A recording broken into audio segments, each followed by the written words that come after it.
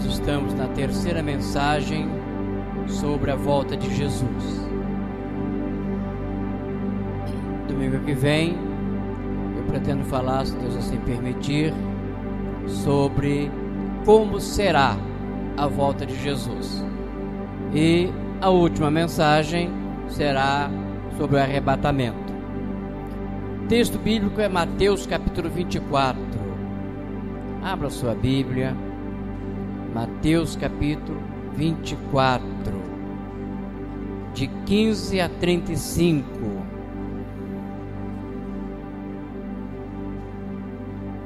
Mateus 24, de 15 a 35.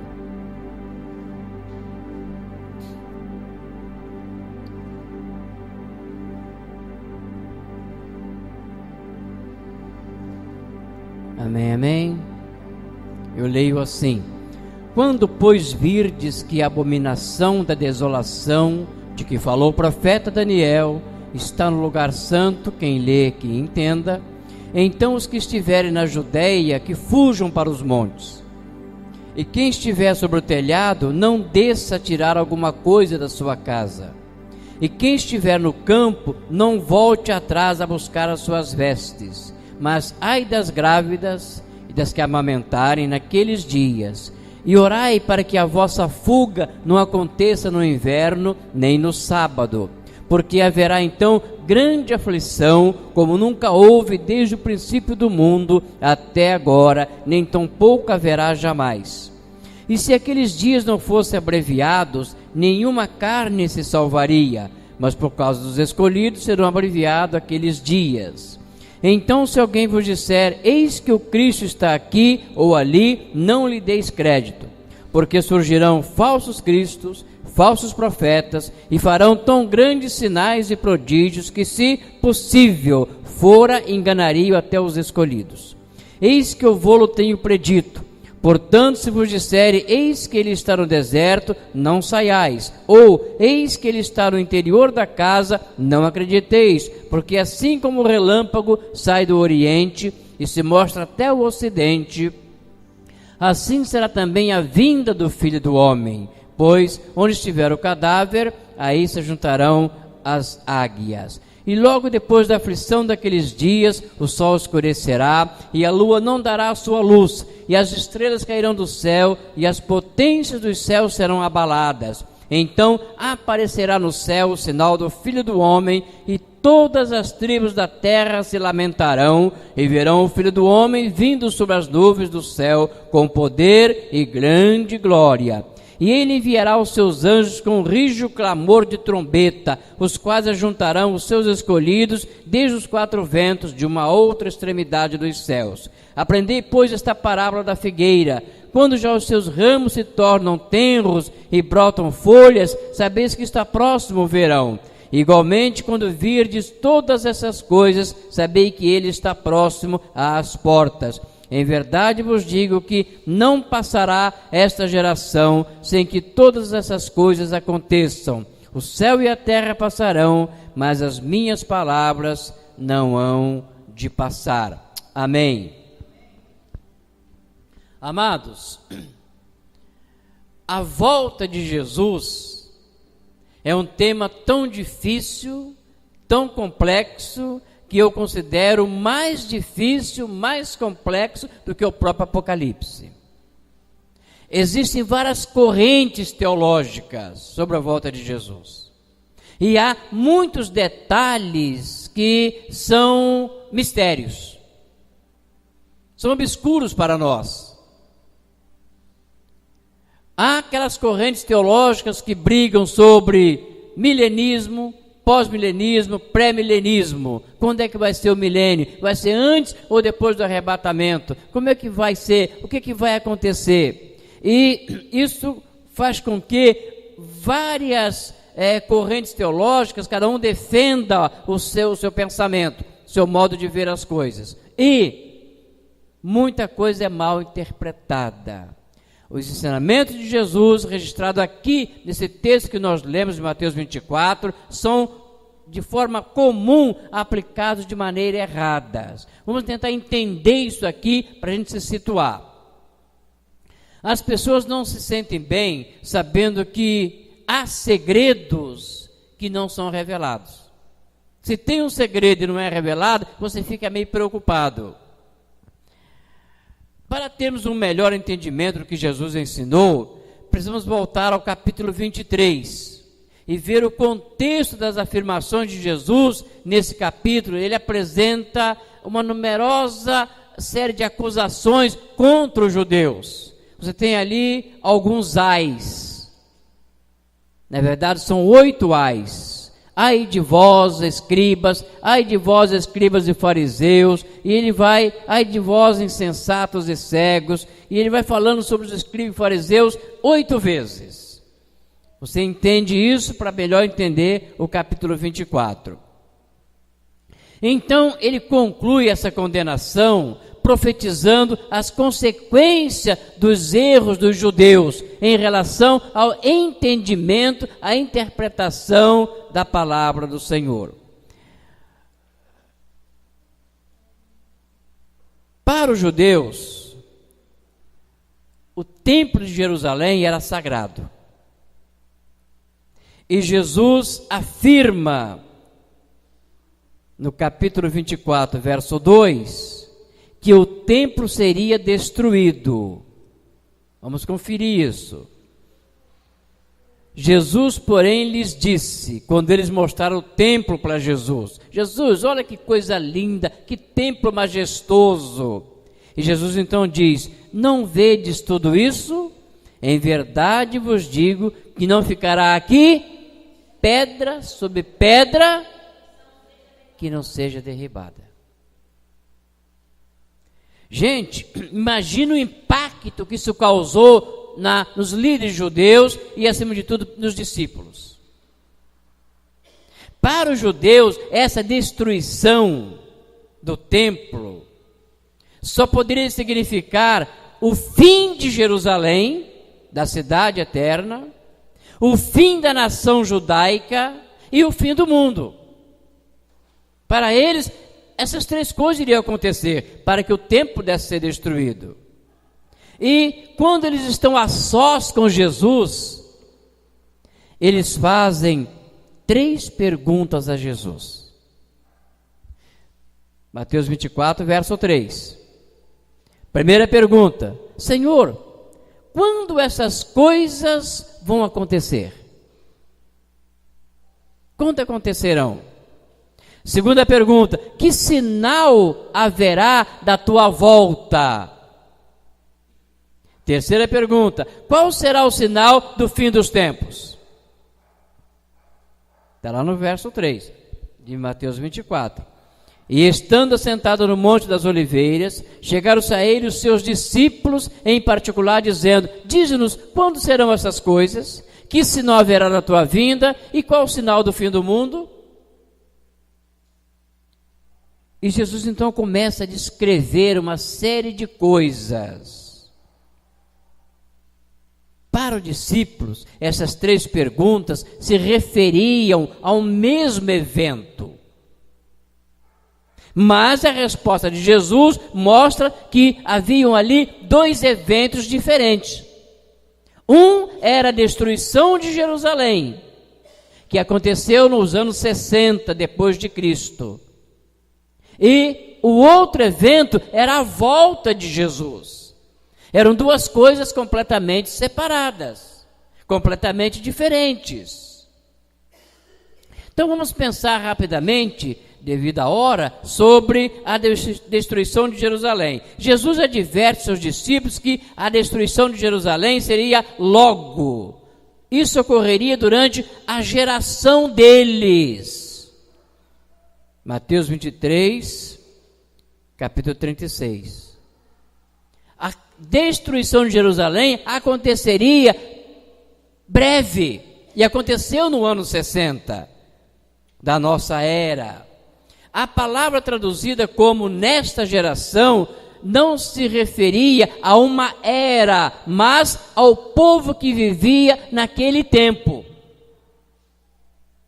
Eles iriam presenciar a destruição de Jerusalém. Jesus estava falando, por exemplo, em Mateus 11, 16, ele censura o povo daquela geração por não ter dado atenção a João Batista e à pregação de Jesus. Ele censura os fariseus, os judeus, por causa disso. Os tempos que precederiam a destruição de Jerusalém seriam inusitados. Predições têm sido apoiadas pelos historiadores desse período de tempo, entre 50 e 70 da nossa era. Jerusalém foi destruída. E houve alguns sinais claros de que isso iria acontecer. Em acréscimos a esses sinais gerais, Jesus dá aos seus discípulos sinais específicos que Jerusalém seria destruída. Antes que Jerusalém fosse destruída, o evangelho seria pregado a todo mundo daquela época. Eles pregariam o evangelho ao mundo daquela época. Paulo saiu pregando em todo lugar. Os discípulos saíram pregando, o evangelho cresceu, a igreja foi estabelecida. Só depois veio a destruição de Jerusalém. Paulo afirmou que isso tinha sido cumprido lá em Colossenses 1:23. Pouco antes da destruição de Jerusalém, a abominação da desolação de que Daniel profetizou aconteceria, e realmente aconteceu. Lucas narra desse mesmo assunto e diz o seguinte, que os romanos cercariam Jerusalém pouco antes da desolação. Lucas 21:20. E os romanos cercaram Jerusalém para depois então a destruir. Esses sinais dariam a quem prestasse atenção neles bastante aviso antecipado do que iria acontecer. Quando eles vissem os sinais, Jesus urge que a hora estava chegando, que o tempo estava a ser cumprindo para que Jerusalém fosse destruída. E ele disse que eles deveriam fugir de Jerusalém tão depressa quanto pudessem. 24, 16 a 22 diz isso. Então os que estiverem na Judéia, fujam para os montes. E quem estiver sobre o telhado, não desça a tirar alguma coisa de casa, saia correndo. Quem estiver no campo, não volte atrás a buscar as suas vestes. Mas ai das grávidas, das que amamentam naqueles dias. Por quê? Seria difícil para uma grávida fugir do cerco romano, sair correndo. Fiquem atentos para que isso não aconteça. Peço a Deus para que isso não aconteça num sábado. Por quê? Lembra que eu falei hoje de manhã que as cidades eram muradas e no sábado os portões da cidade não se abriam. Então, se os romanos atacassem num sábado, não teriam como fugir, morreria todo mundo. Jesus está falando da destruição de Jerusalém. Ele avisou também para que não se demorassem, porque haveria os enganadores. Que isso não aconteça no inverno, que isso não aconteça no sábado, quando as portas de Jerusalém estiverem fechadas. Jesus também advertiu para que não demorasse por causa das afirmações enganadoras, feitas por pessoas que diziam falsamente serem o Cristo. Então, muita coisa terrível iria acontecer. E em seguida, ele começa a falar do fim do mundo. Ele agora passa a um novo tópico, a uma nova situação concernente e a quando aconteceria o fim do mundo. Diferente do fim de Jerusalém. O tempo do fim do mundo não é conhecido. A destruição de Jerusalém era conhecida. Fim do mundo não se sabe quando vai ser. Nem mesmo Jesus sabia. Observe que Jesus chama esse evento de aquele dia, quando ele voltar. Esta é a mesma frase usada por Paulo em Tessalonicenses 5:2. O fim de Jerusalém seria precedido de eventos inusitados, ou seja, coisas que você via, que você percebia, mas no fim da era dos tempos, pareciam coisas normais. Ou seja, você via aquilo acontecendo, mas não se preocupava.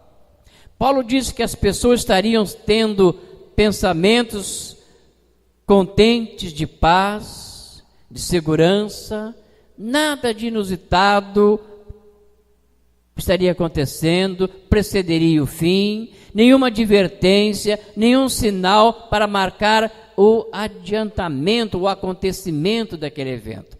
Quando Jerusalém foi destruída, eles tinham como saber o que estava acontecendo.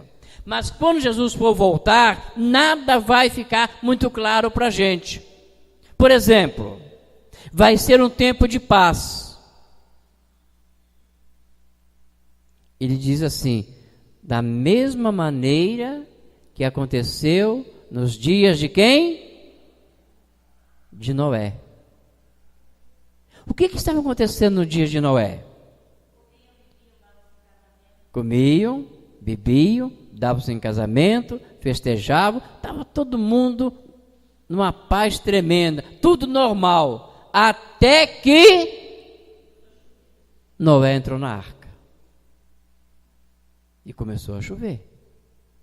Aí as coisas complicaram. A volta de Jesus vai ser a mesma coisa, vai ser um tempo de tranquilidade, um tempo de paz. Vai estar todo mundo numa boa, todo mundo festejando, até que apareça no céu o toque da trombeta, a presença de Jesus. Percebam que na destruição de Jerusalém, Jesus disse assim: quando a figueira começa a dar os seus ramos, sabeis que está próximo o verão. Nós sabemos discernir os tempos. Mas na volta de Jesus, ele diz assim, que você não sabe o dia em que o ladrão vai entrar na sua casa. Então, não vai haver sinal que possa identificar que ele está voltando. Nós sabemos que a volta dele está próxima pelo que está acontecendo, mas não tem algo claro, objetivo, que indique a volta dele.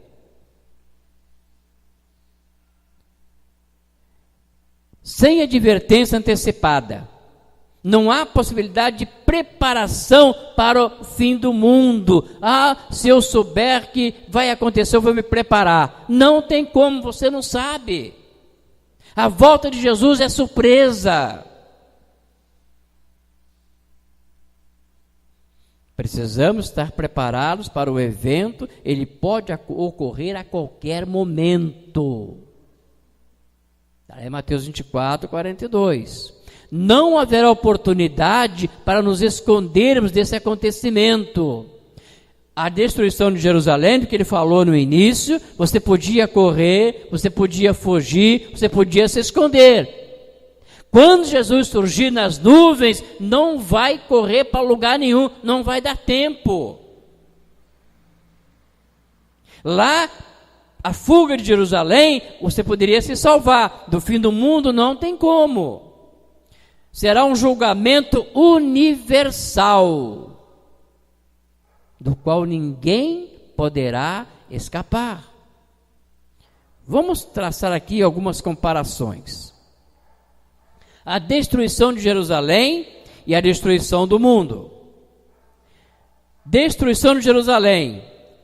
O tempo é identificável. Eles poderiam identificar a época, o tempo, porque o exército cercaria Jerusalém. Aconteceriam coisas que indicariam que os romanos iriam tomar Jerusalém das mãos dos judeus.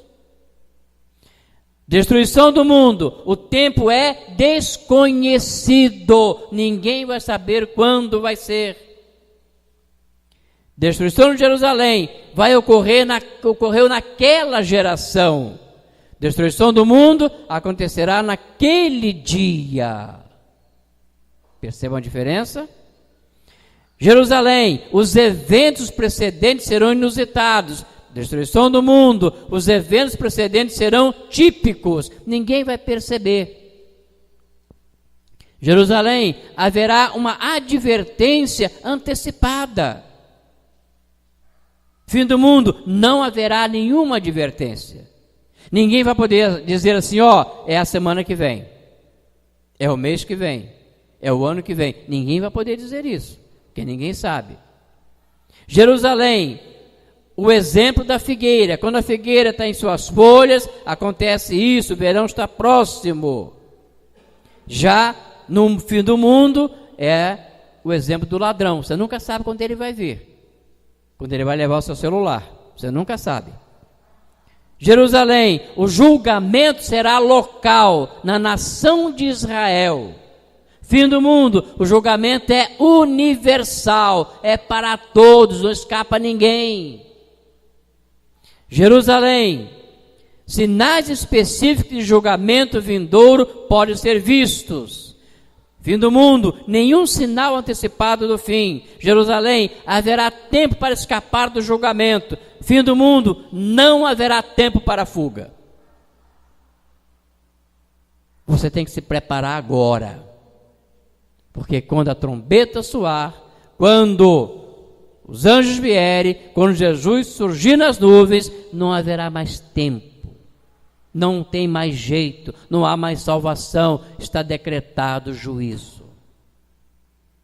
Daí a necessidade da gente estar preparado. Então, frequentemente as pessoas misturam esses dois eventos, a destruição de Jerusalém com o fim do mundo. E são duas coisas completamente diferentes que Jesus narra aqui nesse capítulo. Isso induz as pessoas a acreditarem que podem predizer o fim do mundo.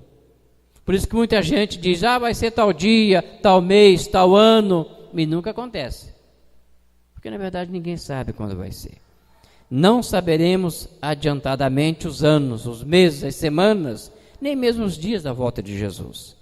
Não teremos oportunidade de fazer preparações no último minuto. Precisamos estar preparados a cada dia, para que a hora que acontecer, você diga, Maranata. Vem, Senhor Jesus, eu estou próximo. E eu faço uma pergunta a você nesta hora. Você está preparado para a volta de Jesus? Não sabemos quando vai ser. Você está preparado? Não existe nenhum evento que vai dizer assim, trata de se preparar porque ele está chegando. Não, não tem como. Vai ser de surpresa. Vai ser de surpresa. Não sabemos o dia, não sabemos a hora, se vai ser de dia, se vai ser de noite. De repente, ele vai surgir. Paulo diz, ao toque da trombeta, e a trombeta soará. Os mortos ressuscitarão primeiro, e nós seremos transformados. Você está pronto para ouvir o toque da trombeta? Ela vai tocar. Não sei se vai ser hoje, amanhã, daqui a 1 ano, 5 anos, 10 anos, mas ela vai tocar. Ela vai soar. E quando ela soar, é bom que você esteja preparado para estar com Jesus. Curva sua cabeça, feche seus olhos, vamos orar. Senhor Jesus, prepara-nos, ó Deus, para esse grande dia. Prepara-nos, Senhor, para ouvirmos o toque da trombeta, porque a trombeta vai tocar. E nós, os salvos, subiremos para o encontro com Jesus nos ares. Mas aqueles que ainda não têm Jesus como seu Senhor e como seu Salvador, não terão outra oportunidade. Não haverá uma segunda chance. Ou você sobe com Jesus para se encontrar com Ele, ou você vai ficar para o juízo eterno. Por isso, Deus, prepara-nos, Senhor, para esse grande dia, para o encontro contigo. Em nome de Jesus. Amém, Senhor. Amém. Senhor, nos abençoe. Amém. Oração silenciosa. Nós estamos assim nos despedindo da casa do Senhor.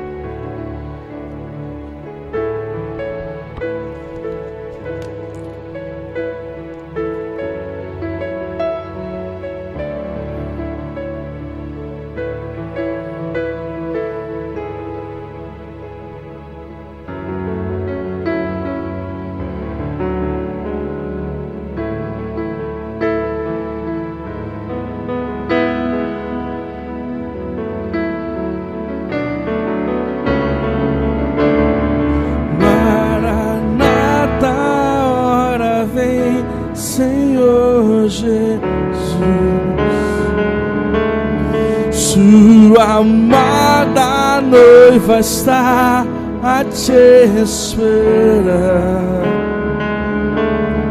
Maranata, nosso amado Salvador, volta logo para nos buscar. Volta logo para nos buscar. Volta logo para